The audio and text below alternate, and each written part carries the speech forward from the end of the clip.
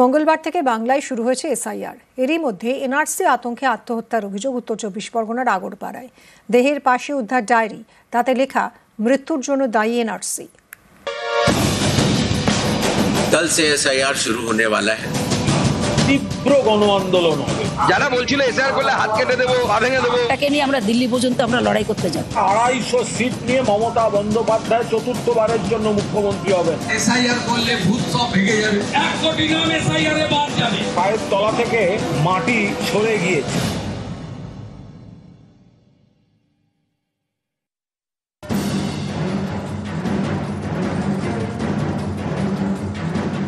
মঙ্গলবার থেকে বাংলায় শুরু হয়েছে এসআইআর। এমনই পরিস্থিতিতে এনআরসি আতঙ্কে আত্মহত্যার অভিযোগ উঠল উত্তর 24 পরগনার আগরপাড়ায়। আগরপাড়ার মহাজাতি নগরের বাসিন্দা 57 বছরের প্রদীপ কর। এদিন সকালে ফ্ল্যাট থেকে তার ঝুলন্ত দেহ উদ্ধার হয়। দেহের পাশে একটি ডায়েরি মিলেছে। ডায়েরির পাতায় লেখা রয়েছে, আমার মৃত্যুর জন্য দায়ী এনআরসি। কোন পাই যে এরকম গলায় দড়ি দিয়েছে, আশেপাশে কাগজপত্র দেখতে দেখতে একটা দেখে যে খাতা উল্টানো রয়েছে। সেই খাতার কাগজগুলো দেখছে বিভিন্ন রকমভাবে এনআরসি সম্পর্কে লেখা থেকে একটা জায়গায় নিচের দিকে বড় করে লেখা এনআরসি আমার মৃত্যুর জন্য দায়ী। তো এই প্যানিকটা ওনাকে মেরে দিল। এটা দুর্ভাগ্য। 2002 সালে লিস্টে নাম আছে, ওনার আধার কার্ডও পুরনো। সবাই এখানে অনেকের চেয়ে আগে উনি বাস করতেন। যখন এসআইআর এর অ্যানাউন্সমেন্ট হয়েছে তারপর থেকে ওনার শরীর যে আছে ওনারা বোধ করছিলেন কি উনি খুবই মানে রেস্টলেস রয়েছেন। ডায়েরির নিচে লেখা আছে যে এনআরসি। ইয়েস আমি বলেছি ডায়েরিতে যে উনি লিখেছেন ওটাতে উনি এটাই প্রকাশ করেছেন কি এনআরসি যে হচ্ছে ওটা এনআরসি নিয়ে উনি ভীষণ চিন্তিত আছেন এবং ভয় আছেন। আগরপাড়ার এই ঘটনাকে কেন্দ্র করে গরম বাংলার রাজনীতি। সরাসরি কেন্দ্রের বিজেপি সরকারকে আক্রমণ করে সোশ্যাল মিডিয়ায় মুখ্যমন্ত্রী মমতা বন্দ্যোপাধ্যায় লিখেছেন, বিজেপির বিভাজন এবং ভয়ের রাজনীতির এর থেকে খারাপ নিদর্শন আর কি হতে পারে। নিরীহ জনগণকে এনআরসির নাম করে ভয় দেখিয়েছে বিজেপি। মানুষের আশঙ্কাকে অস্ত্র করেছে তারা। এই মর্মান্তিক মৃত্যু বিজেপির বিষাক্ত রাজনীতির ফল। দিল্লিতে বসে জাতীয়তাবাদ নিয়ে ভাষণ দিচ্ছেন, আর ভারতীয়রা নিজেদের মাটিতেই বিদেশি হয়ে যাওয়ার আতঙ্কে প্রাণ দিচ্ছেন। বাংলা এনআরসি হতে দেবে না। এটা মা মাটি মানুষের জমি। দিল্লির জমিদাররা শুনে নিন, বাংলা প্রতিরোধ করবে, বাংলা রক্ষা করবে, বাংলায় জিতবে। আজকে একজন ভদ্রলোক মারা গেছে। ভদ্রলোক এতটাই ভীত সন্ত্রস্ত হয়ে গেছে। আর কত রক্ত চান জ্ঞানেশ কুমার? আর কত রক্ত চান অমিত শাহ? এই মৃত্যুর জন্য দায়ী অমিত শাহ, এই মৃত্যুর জন্য দায়ী জ্ঞানেশ কুমার। তাদের নামে এফআইআর হওয়া উচিত।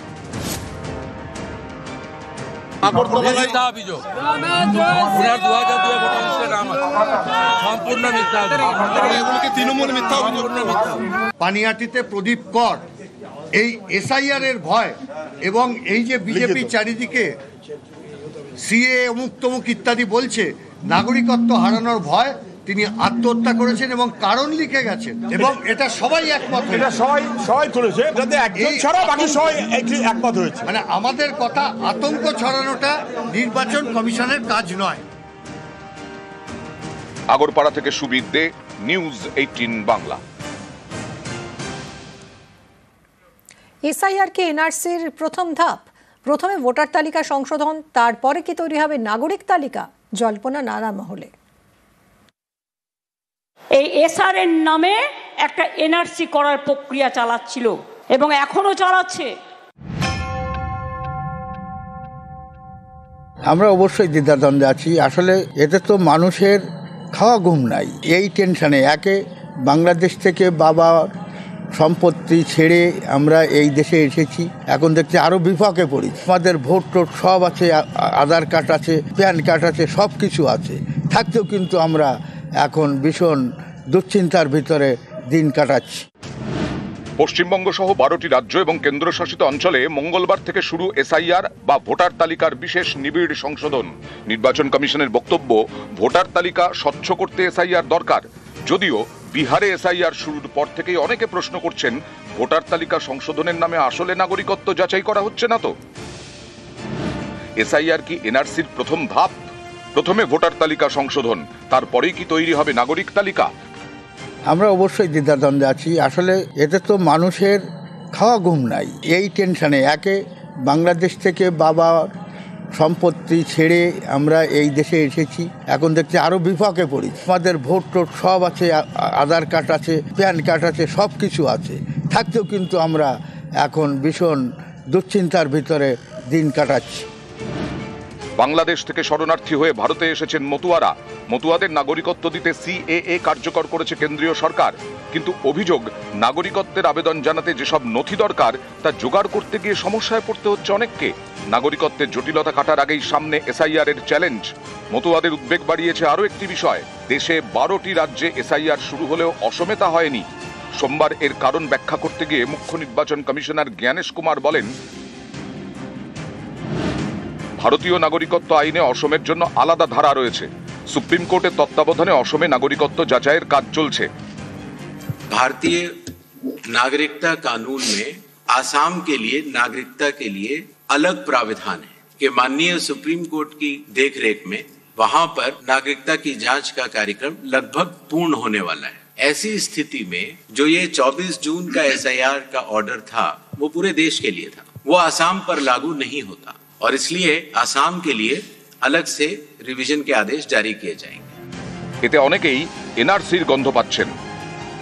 যে 5টা রাজ্যে আগামী 2026 সালে নির্বাচন রয়েছে, তার মধ্যে বাংলায় নির্বাচন আছে, কেরালায় নির্বাচন আছে, তামিলনাড়ুতে নির্বাচন আছে, আসামে নির্বাচন আছে, পন্ডিচেরিতে নির্বাচন আছে।